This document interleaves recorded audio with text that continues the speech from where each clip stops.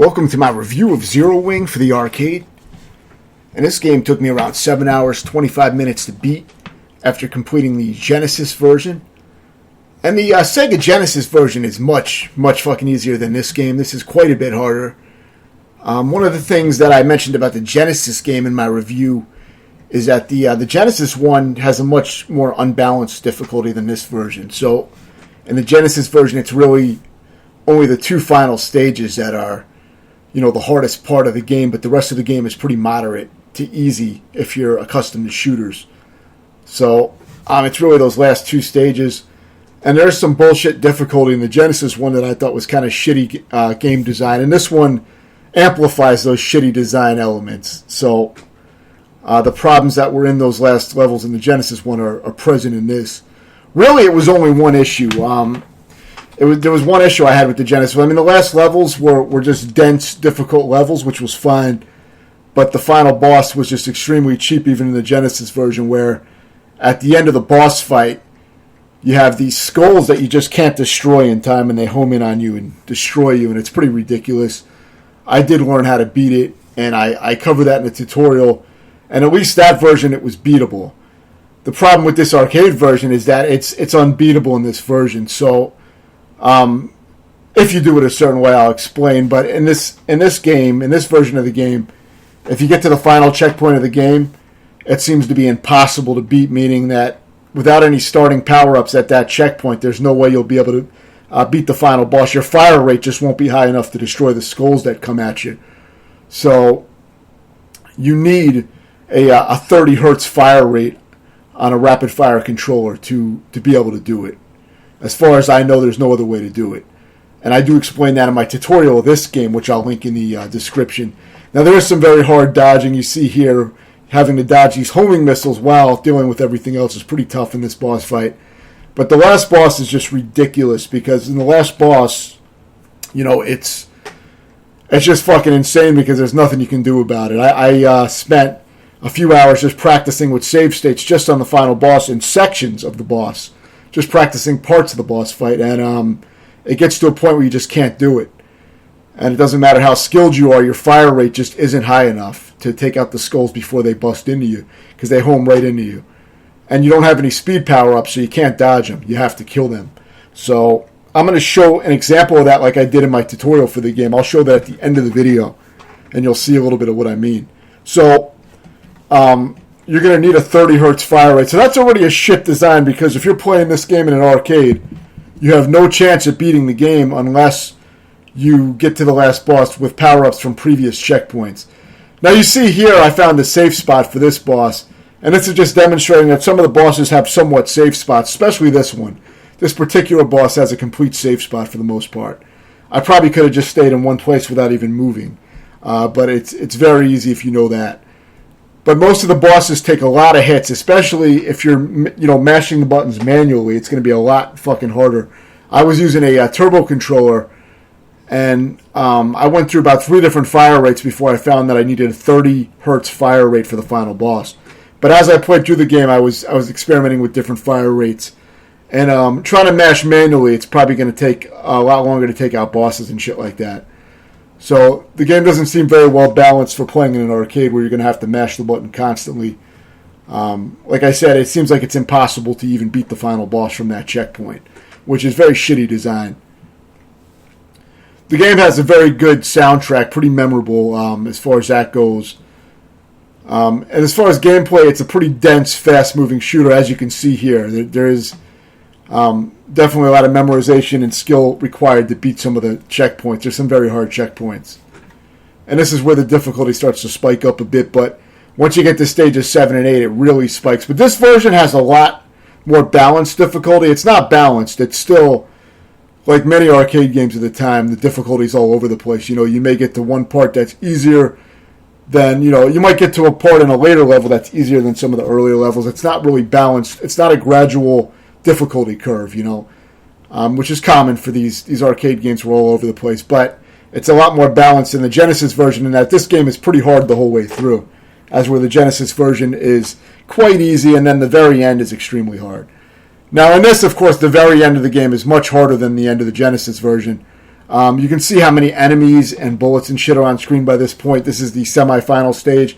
This is where the difficulty really spikes up. And even players that manage to get this far may quit the game at this point because it's a big jump.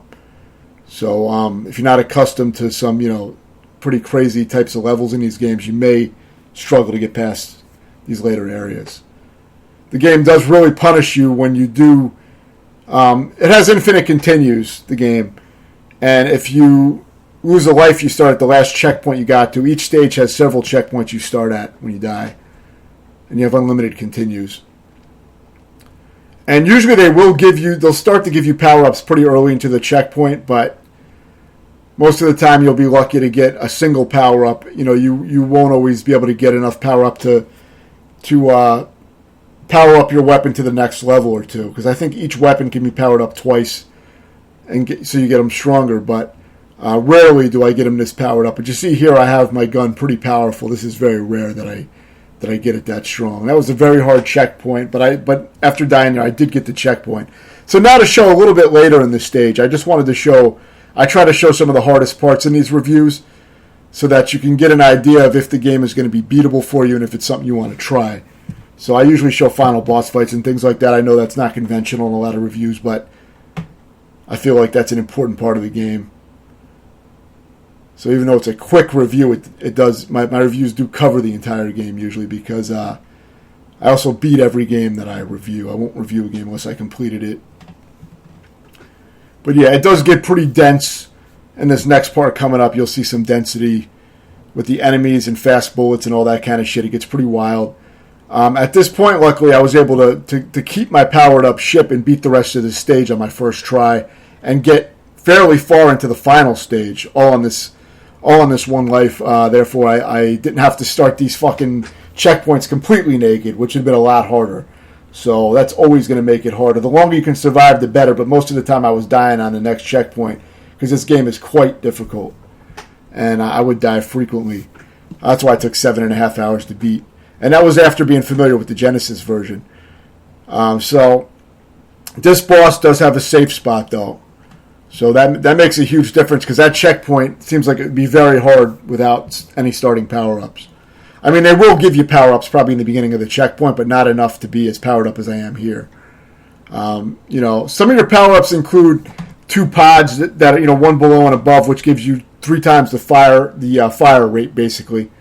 So you always want to get the red power-up first, and then you'll get whatever one you want. Laser, homing, or the red straight shot.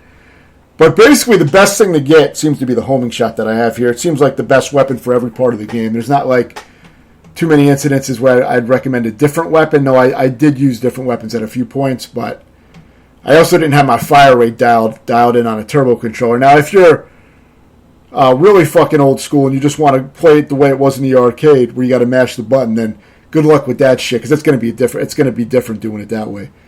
And unless you have a 30 hertz fire rate, I don't think you can mash that fast because when you mash, it seems like the fire rate is kind of limited, but turbo seems to break through that.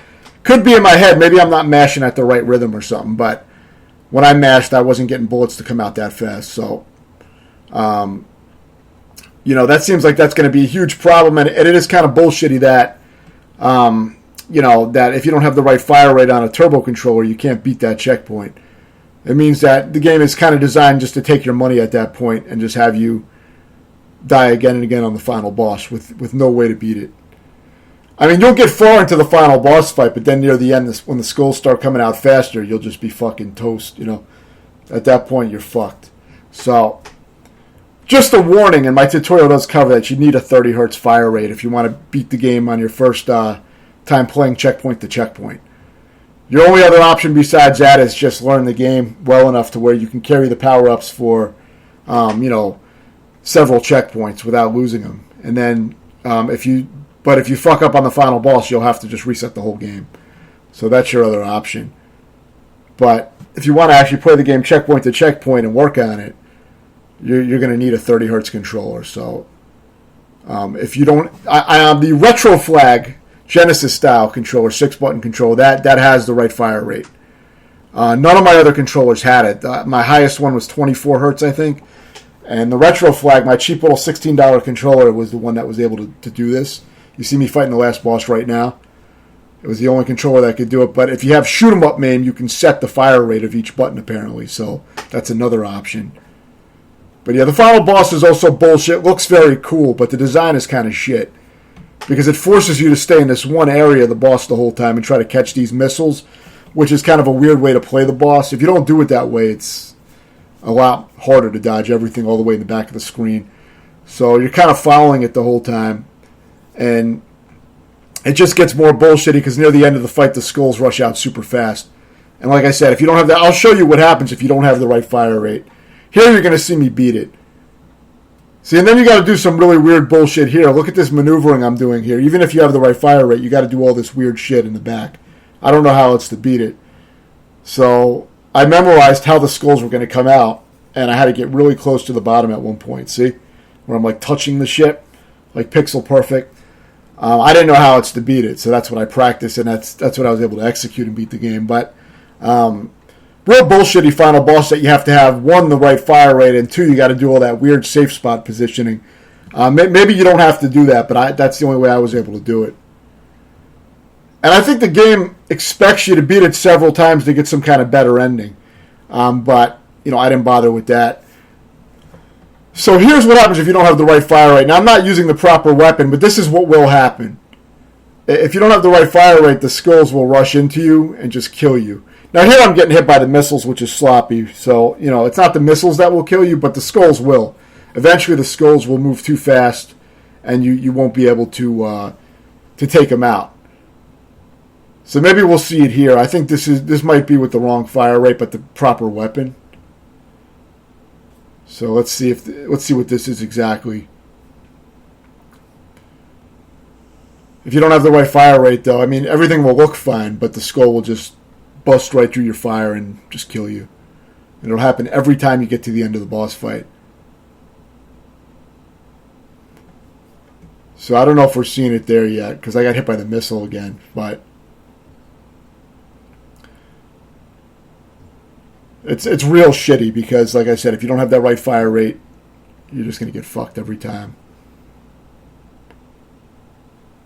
Not demonstrated real well in this clip, like of what exactly will happen, but just take my word for it, though, that you will. If you don't have the right fire rate, you'll die every time. On the Genesis version, I also pretty much beat the boss, and as it was leaving every time, the last skull would always get me. Super fucking annoying.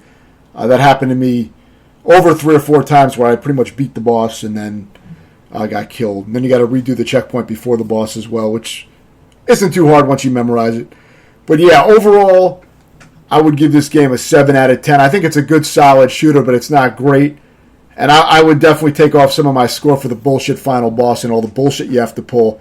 Like I said, 1, you got to have the right fire rate on a fucking rapid fire controller, which you're not going to have in an arcade. And 2, you got to do all this bullshit safe spot kind of positioning at the end. So it's just kind of a shitty final way to end the game, and it does leave a bad taste in your mouth. But overall, it is a good game. Just be aware that it's going to be one of those really challenging shooters for sure, and you're going to want to have the right fire rate. Let me know if you have any questions, and thanks for watching.